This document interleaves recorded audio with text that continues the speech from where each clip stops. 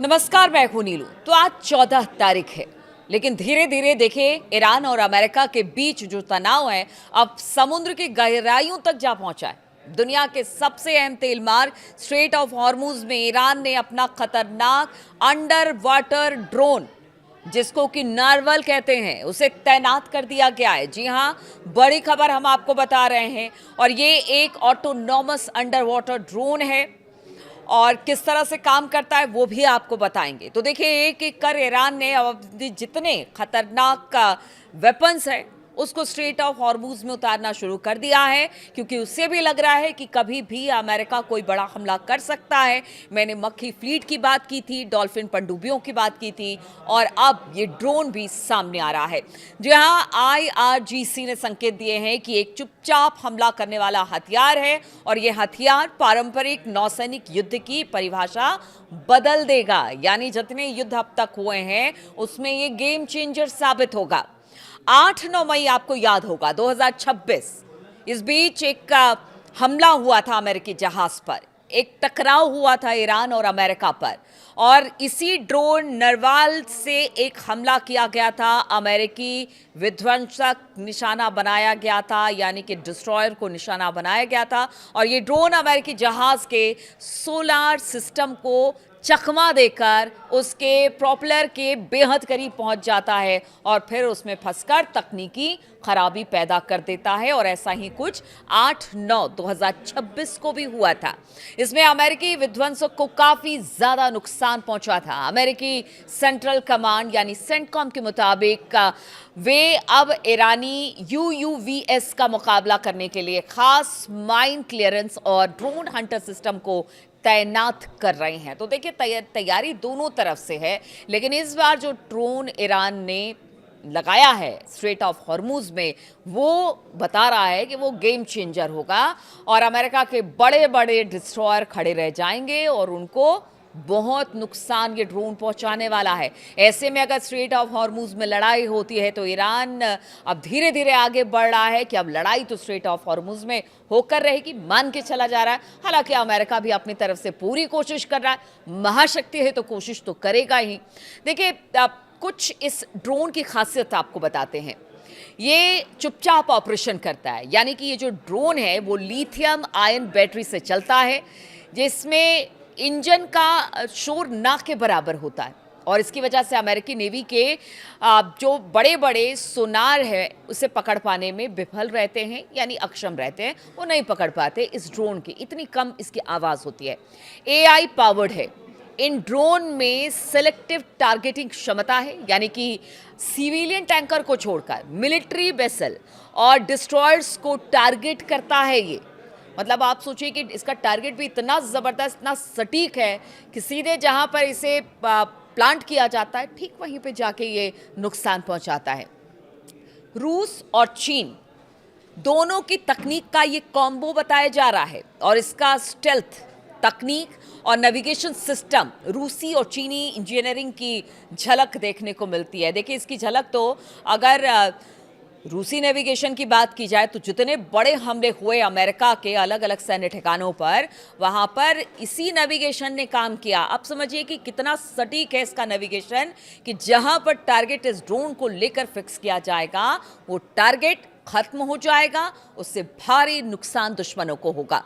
गहराई और रेंज की बात की जाए तो 300 मीटर की गहराई तक एक गोता लगा सकता है और घंटों तक समुद्र के नीचे घात लगाकर बैठ भी सकता है, यानी किसी को पता भी नहीं चलेगा ये कब अंदर गया, कब इसने दुश्मन के ठिकानों को या फिर दुश्मन के जहाज़ों को निशाना बनाया, किसी को पता नहीं चलेगा।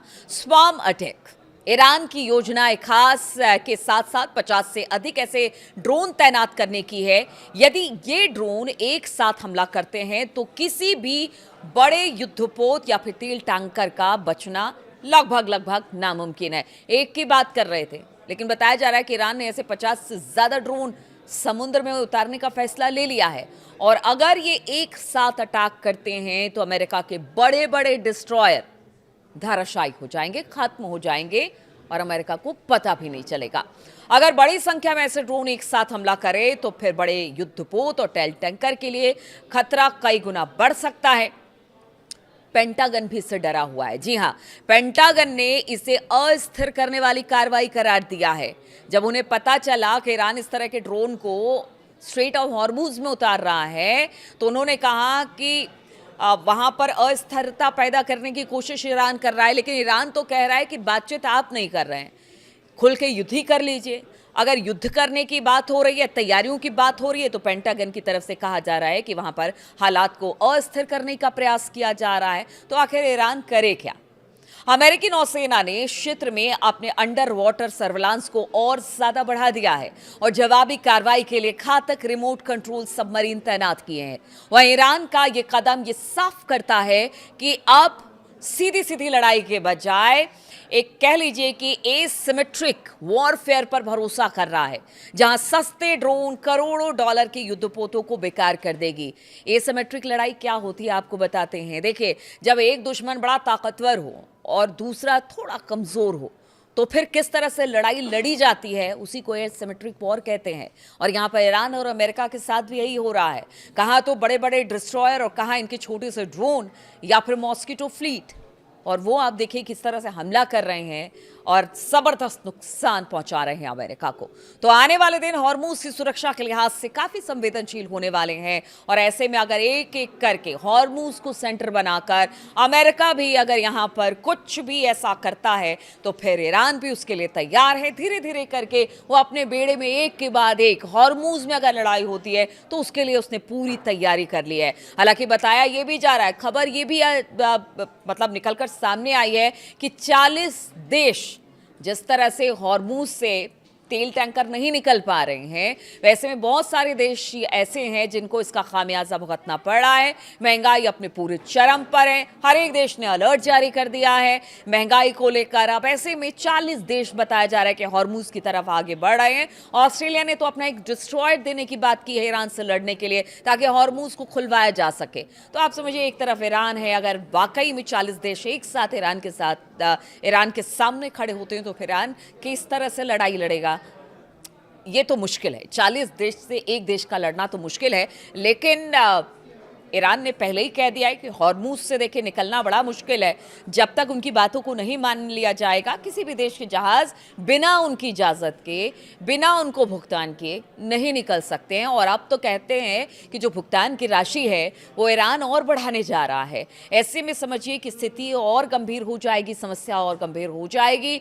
तो अब ईरान की तरफ से भी तैयारी है, लेकिन जो 40 देश की बात हो रही है कि वो 40 देश अब ईरान के खिलाफ लड़ने को हॉर्मुज में तैयार दिखाई दे रहे हैं, वो भी ईरान के लिए अच्छी खबर नहीं है। लेकिन स्ट्रेट ऑफ हॉर्मुज में ईरान की लड़ाई और ईरान का वर्चस्व अगर कायम रखना है, तो फिर उसे अपने जो फ्लीट है, या कह लीजिए कि जो जंगी जहाज़ हैं या उसके वेपन्स हैं, उसको बढ़ाने की ज़रूरत है। इसी में ये ड्रोन सामने आया है कि किस तरह से ये ड्रोन बड़े से बड़े जहाज़ को डिस्ट्रॉय कर सकता है। वो सिर्फ अमेरिका नहीं, अगर 40 देशों में अगर ऑस्ट्रेलिया का डिस्ट्रॉयर भी वहाँ पर पहुँच रहा है या जहाज़ पहुँच रहा है, तो उसको भी निशाना बनाया जा सकता है, क्योंकि ईरान ने कह दिया है कि किसी को नहीं छोड़ा जाएगा जब तक उनकी बात नहीं मान ली जाती है। तो अब देखना होगा कि क्या बातचीत का कोई रास्ता निकलता है, या आने वाले 1-2 दिन में कोई बड़ा हमला हो सकता है हॉर्मुज में, ईरान पर या कहीं और।